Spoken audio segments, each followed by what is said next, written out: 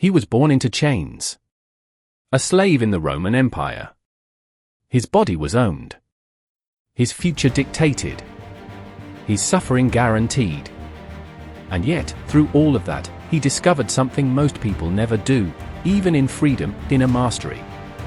His name was Epictetus, and he taught the world a radical truth, that freedom isn't something others give you. It's something you build within.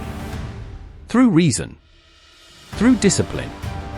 Through a deep understanding of what is, and what is not, in your control. This is not the story of a philosopher born into privilege, debating luxuries of life from a marble Porsche. No.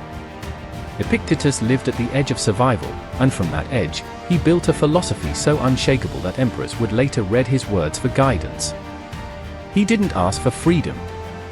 He earned it, moment by moment, through the power of disciplined thought. Epictetus was born a slave in the 1st century CE, in what is now Turkey. He was taken to Rome and served under Epaphroditus, a secretary to Emperor Nero. According to some stories, he was physically abused. Some say his leg was broken, leaving him permanently lame. But what mattered most was what the pain taught him, that while others could control his body, they could never own his mind, unless he let them. That idea became the core of his teaching. Centuries before modern psychology or trauma recovery, Epictetus understood a deep truth: it's not events that disturb us, but our judgments about them. What happens is one thing. How we respond, that's our power. He believed every human being has 2 sets of things in their life. Number 1, the things they can control, their thoughts, their choices, their actions, their values. Number 2, the things they cannot control, their body, their reputation, wealth, others' opinions, even their own death. Freedom, Epictetus taught, comes from focusing only on the first category. Discipline your thoughts. Rule your judgments. Live with intention. And you will no longer be a slave, not to fortune, not to fear, not even to pain. But this kind of discipline doesn't come easy. Epictetus was clear: philosophy isn't about talking, it's about doing. It's not about knowing what's right, it's about practicing it every single day, especially when life becomes difficult. He asked his students tough questions. What will you do when someone insults you? How will you respond when sickness comes? What will you hold on to when everything around you falls apart? And his answer? Discipline. Not as punishment, but as liberation. Discipline is the training of the soul to respond with virtue, not instinct. To act with wisdom, not reaction. To remain upright, even when the world tries to bend you. For Epictetus, the Stoic path was about resilience. About becoming like a strong tree in a storm. The winds may bend your branches, but your roots hold firm because they are planted in truth. His teachings weren't recorded by him directly. Like Socrates, Epictetus never wrote his philosophy down. What we have comes from his student Aversion, who compiled his teachings into the Discourses and the famous Enchiridion, or the Handbook. And what a handbook it is, not filled with abstract theories, but direct, razor-sharp wisdom. Some things are up to us, and some are not. It is not he who reviles or strikes you who insults you, but your opinion that these things are insulting. Don't demand that things happen as you wish, but wish for them to happen as they do, and you will go on well. These aren't the words of a man who avoided suffering. They are the insights of someone who met suffering and refused to let it define him. Epictetus taught that discipline begins with clarity. You must know what is truly good and truly bad. Not what society says. Not what your emotions scream. But what reason tells you. According to him, good is virtue, things like wisdom, courage, justice, and self-control. And bad is vice, ignorance, cowardice, injustice, and indulgence. Everything else? Neutral. Money, health, status, even life and death, these are not inherently good or bad. They are tools. And tools, Epictetus said, should never control the carpenter. Think about that for a moment. It means you can lose your job, get sick, be criticized, and still be perfectly whole. Because your worth was never in those things. It was always in how you chose to respond. That's the freedom he spoke of. Not freedom from hardship, but freedom within it. And yes, that kind of freedom takes strength. Epictetus compared life to a game. If you're given a role, play it well. Whether as a beggar or a king, your task is not to control the game, but to play your part with honor. He also compared life to being on a ship. The captain decides where it goes.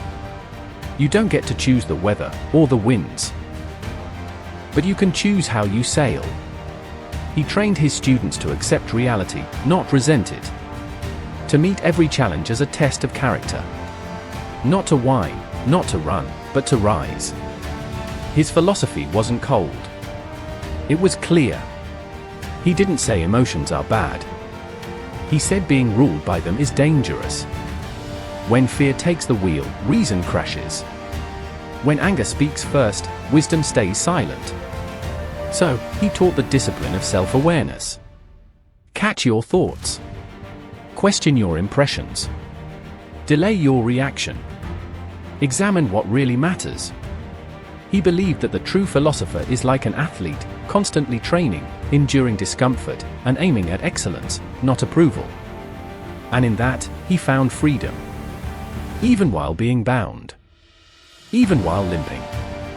Even while poor. Because the real prison isn't walls, it's a mind without discipline. Epictetus also spoke deeply about desire and aversion. He said if you desire things outside your control, you will always be anxious. If you fear things outside your control, you will always be fragile. But if you shift that desire inward, if you want to be honest, wise, brave, no one can take that from you.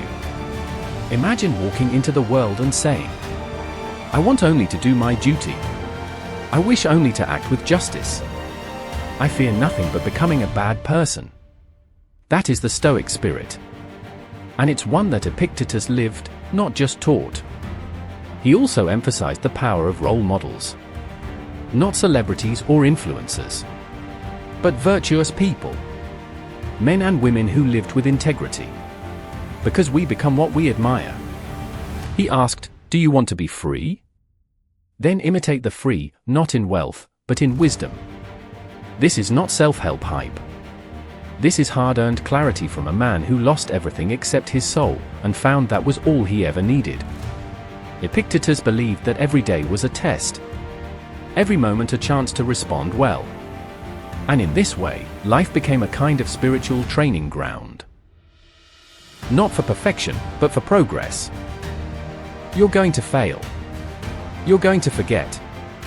You'll get angry, sad, distracted. But the point is not to be perfect, it's to return. To remember. To realign.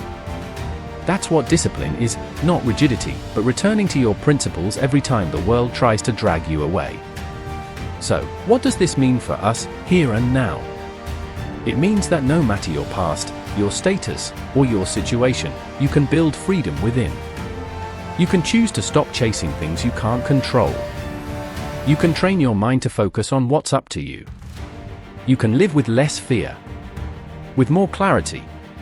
With stronger character. And in a world that constantly tells you to react, to panic, to want more, Epictetus says, hold fast. Stay centered. Choose virtue. Because freedom, true freedom, is not doing whatever you want. It's doing what is right, even when you don't want to. It's choosing discipline when the world tempts you with ease. It's saying, you can't control me, because I already control myself. In the end, Epictetus died a free man, not because of his circumstances, but because of his soul. He had nothing, yet lacked nothing. Because he mastered the one thing that can never be taken from you, your will. And now his voice speaks through centuries, offering you the same path. Not a life without hardship, but a life where hardship cannot defeat you.